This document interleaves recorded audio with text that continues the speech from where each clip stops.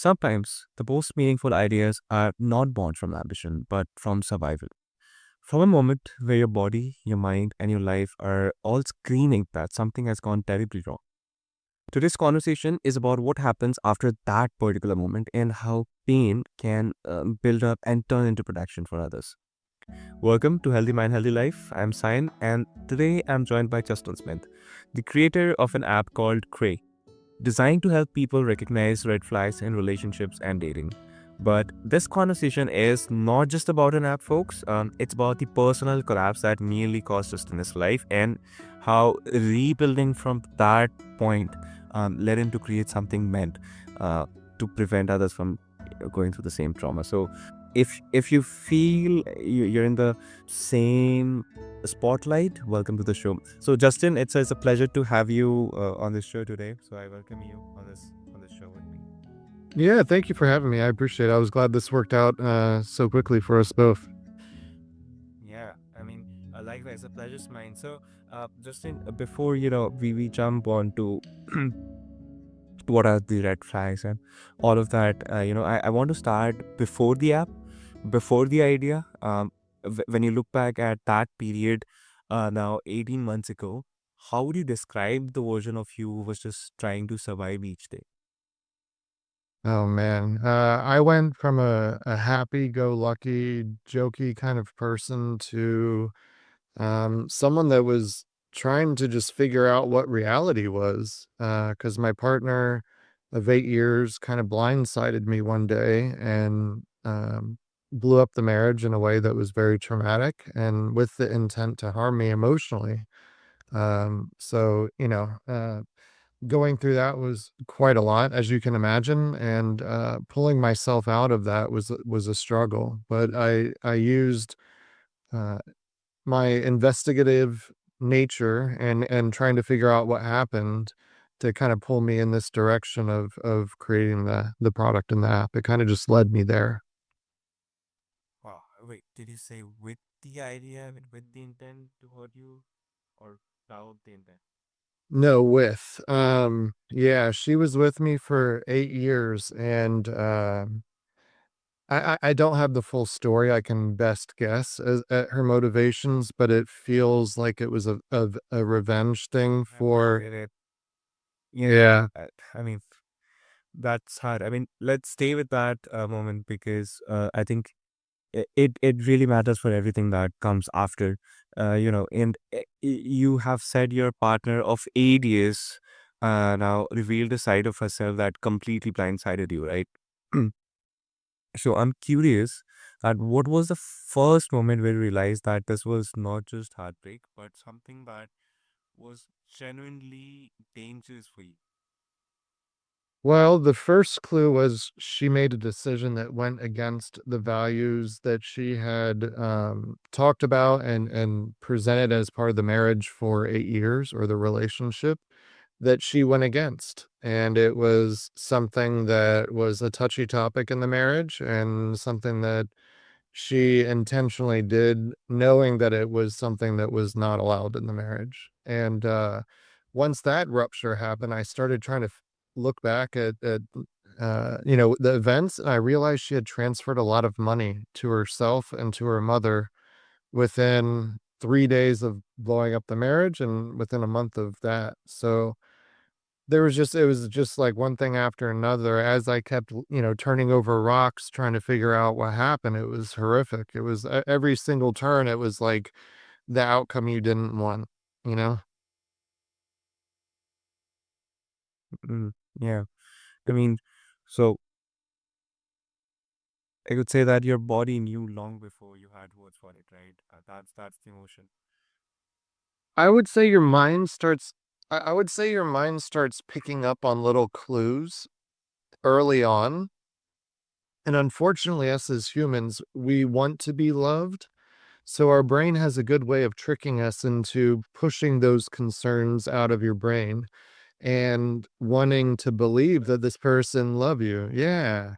And so unfortunately, I ignored little clues like that, but I'm trying to put them all together in an app that can help people recognize the small things and the big things because they all matter. Yeah, I mean, right. Once that, immediate danger passed, you were left holding the aftermath. I mean, that's where it get interesting for all of us who are listening to this. I mean, after where the relationship ended, and you were left not grieving but trying to understand how at all this happened to you. I mean, so could you maybe share one or two questions that you were obsessively asking yourself during that time? Is this reality or is this what I'm being told and gaslit into believing? I think that a very sophisticated and talented manipulator can gaslight you into believing anything, and that's part of the problem is you really need to keep asking yourself, Am I getting carried away with something by making up a storyline in my head, or is this what the person's actually doing? Are their words but that they're saying matching up with their actions, or are they two separate, things? I would say both of those are very good, starting points of focus for someone who's, concerned about whether this is a good relationship. Yeah, that makes a lot more sense. I mean, that relation can be brutal. I mean, things that the signs were there, but you did not have um the tools or framework to interrupt uh, or interpret them clearly. So at some point, Justin, this shifted um from self protection to responsibility, right? I mean, from I need to understand this for myself to I need to make sure that this doesn't happen to someone else. Absolutely. Point. Yeah. Yeah, I think at the point when I realized, and this is just my opinion about who my ex might be, I think she has the same person or the same mental health issues as the woman in the movie Gone Girl, which is antisocial personality disorder or sociopathy. And those kind of people are extremely dangerous. And once I realized that that's who I was dealing with, it terrified me. And I had to come up with a tool set that could help other people recognize these type of crafty manipulators. That could be someone that can either break your heart or even worse, steal money from you and trap you into a bad situation because they want to see you suffer or get charged with something. All these things are very dangerous outcomes, especially for a man. It's very easy for someone to take advantage of a man that just wants to be loved. Yeah. So, why was it important to you that the solution focused on awareness and not just warning people after the damage is done? Because in thinking through the problem, I realized that there were really two issues, right? People aren't aware of what red flags there are and like the totality of them. So there's issue number one. People don't even recognize most of the red flags. But more importantly, issue number two is what good is it in identifying them if you don't teach people why they matter? Because if I teach people why they matter, then that means that as they go forward, they'll recognize the red flag and they'll understand why they should avoid it and why, if that person's showing that behavior, they should get out of there. Because the whole goal is to save people from unhealthy relationships and trauma. And I feel like, this is a great tool for that because it gives you radar as people are coming in, and seeing them for who they are so you can make that informed decision about whether or not you wanna date them. Yeah, that distinction I think really matters. And now that we've talked about the purpose, I'm all the more excited to talk about how this works. I mean, let's talk about the creation of Cray. So how does it exactly work, Justin? So, red flags behaviors in relationships, can be identified, and they kinda boil back to psychological constructs like aggression, substance abuse, aggression and disagreement, things like that. And so, I just went through and put those all together, all the ones that really mattered in terms of health and safety in a relationship, and I put them in the app. And I kind of look at it as a walled approach to dating because the first one is this relationship healthy? That's Cray score. And then is the person manipulating me, or are they trying to coerce me to do things I don't want to do, or change me, or get money from me? That's the schemer score. And then the next one is, do they have a legal history? And the next one is, are they fraudulent? Who they're texting from a number, or when they're texting from a number, is that a legitimate person? So I kind of look in my mind, I was kind of building it in this multi layered, kind of like an onion, protective layers that people kind of have to get through in terms of your ability to determine what the person is like and who they are, what their background's like, and what kind of person they are. Yeah, yeah. So you talked about Cray score and schema score. So, out of curiosity, just how do you identify a narcissist? I mean, do you even want to date narcissists? I don't know many people that might want to date a narcissist, but however, the downside of narcissists is most of them are really, what's the word I'm looking for? A lot of narcissists can be very engaging and interactive and get people, sucked in to where the hypnotism makes you not care about their selfish behavior. And that's why I always say looking at the difference between actions and words is huge, because anyone can tell you that they care about you, but if their decisions don't support that narrative, then they don't care about you. They're just telling you that because they want to manipulate you and gain something from you. Yeah, yeah. Why did I exactly ask you this? Is because you can tell upfront whether someone's a narcissist, right?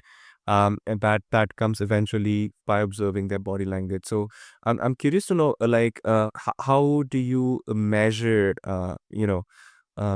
beyond Cray score and schema score. So how can you, for example, particularly identify, okay, that this person's a narcissist, and how does that work in that scenario context?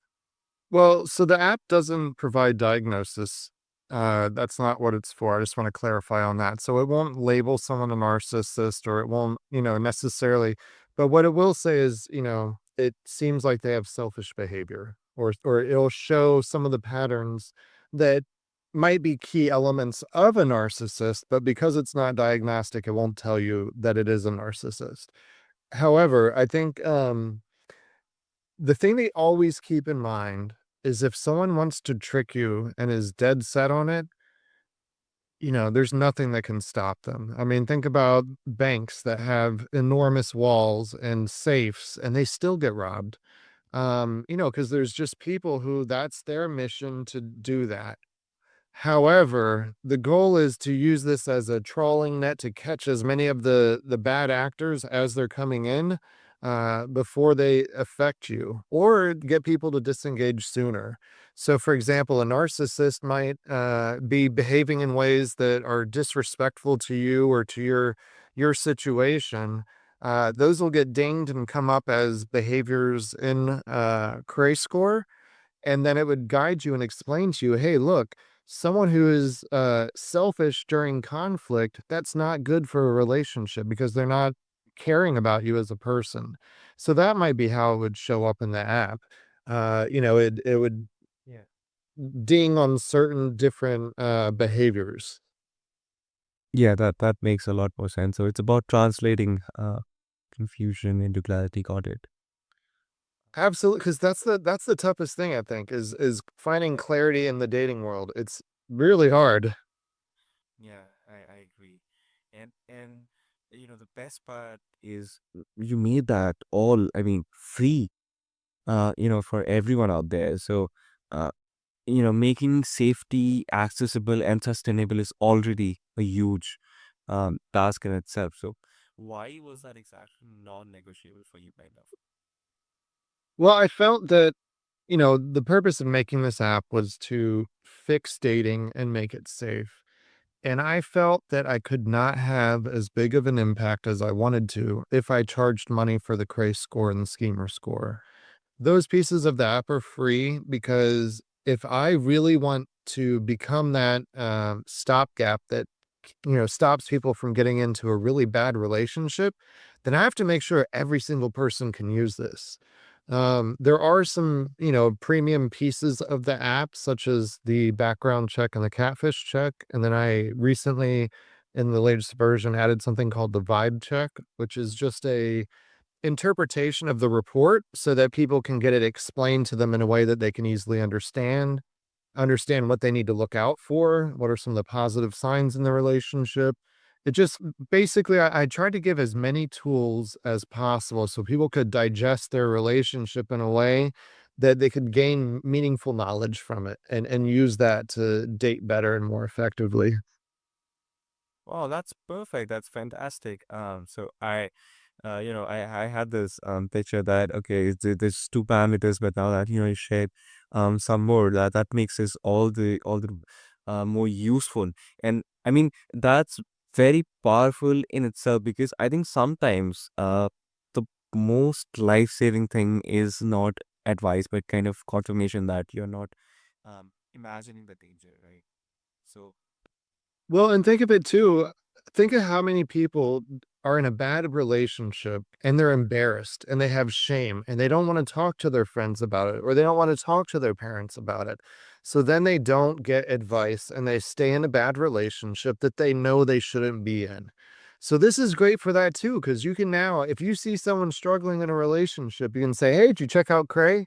And that's all you need to say. You don't have to give them advice. You don't have to try and convince them. It doesn't have to ruin your friendship because you're now giving them advice that you don't like their partner.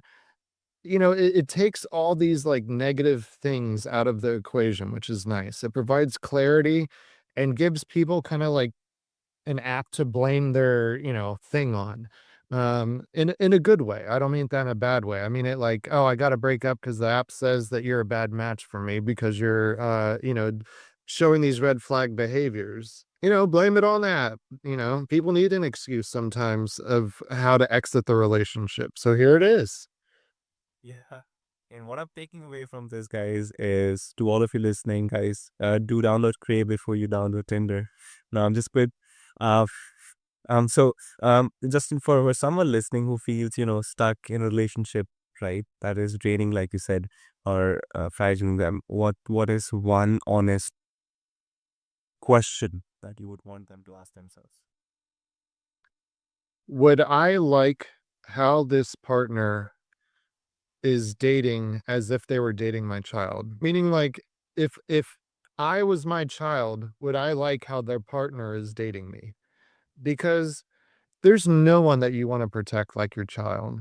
And I think a lot of people excuse bad behavior when they're the victim of it because they just don't want to make a fuss or they don't want to ruffle anyone's feathers. They don't want to be a stick in the mud or, a squeaky wheel, however you want to put it. So I think that's part of the issue too. Yeah, that's very true. And there's a lot of honesty, in the way you answered some of the things and from your lived experience as well. So I think for all of us who's listening to this right now and feels kind of stuck, I think this episode would literally be that beacon of light for them. So thank you so much, Justin, for sharing and building something. I mean, for the world. I mean, that itself takes, I think, a lot of courage itself. So, I think what I'm taking away from this is that your I mean your body's distress is not always weakness. It is information, right? And learning to listen sooner, um I think it does can change, break course corrections to your life, and that is what Cray is about. So um before we wrap this off, Justin, I would love to ask, where can listeners learn more about Cray and explore the app for themselves? Yeah, you can check us out on the web at cray.app or Cray app. Or if you look up in the App Store, either Apple or Google Play, it's under Cray dash dating safety. The app's free to download. People can register and use it. And I'd love to hear what they think. Perfect. Dear listeners, yeah, it's simple. It's CRAY, but I'll again include the details in the show notes for you. So, you can check them out anytime at your own convenience. And with that, we hit today's break mark on this episode with Justin. And if this conversation, stirred something in you, I want you to take it seriously because you don't have to act almost immediately, but you do deserve clarity and safety. So thank you for spending this time with us on Healthy Mind, Healthy Life. This is Sayan, and do share this episode, folks, if it might help someone you think, see the situation more clearly. Until next time, take care of your mind, body, and I'll see you in the next one.